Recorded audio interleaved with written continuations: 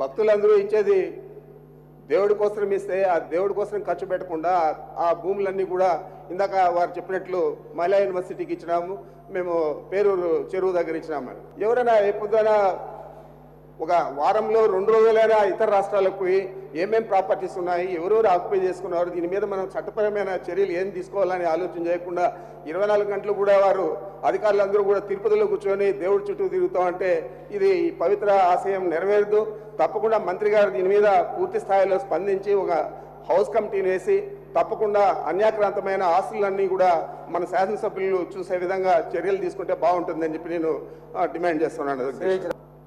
TD అధికారులు విఐపీల సేవలో తరిస్తున్నారు అధ్యక్ష.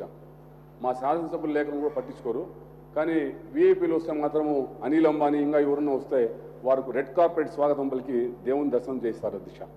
మీరు దేశవ్యాప్తంగా ఉన్న ఆస్తుల గురించి మేము ప్రశ్న వేస్తే మీరు తిరుపతిలో పేరూరు భూమి 1-2 విషయాలు మాత్రమే ప్రస్తావిస్తున్నారు అధ్యక్ష.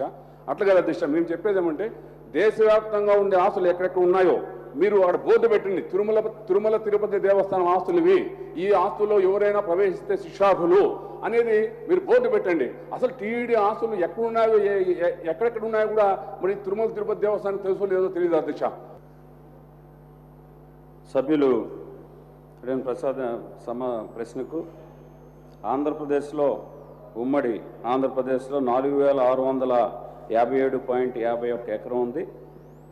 అలాగే ఆంధ్రప్రదేశ్ ఈస్ట్ బయట కర్ణాటకలో 7.9 ఎకరాలు, కేరళలో 1.27 ఎకరాలు, మొత్తం 123.75 ఆంధ్రప్రదేశ్కు బయట, ఉమ్మడి ఆంధ్రప్రదేశ్కు బయట ఉన్న భూమి. ఈ భూమి అంతా కూడా ఎక్కడా కబ్జాలో లేదు, అంతా కూడా టీటీడీ ఆధ్వర్యంలోనే ఉంది. ఎక్కడా కూడా భగవంతుని భూముల్ని అన్యాక్రాంతం కానివ్వకుండా చూడటం కోసం పెద్ద ఎత్తునే ఈ ప్రభుత్వం చర్యలు తీసుకుంటుందని మనం చేస్తాం.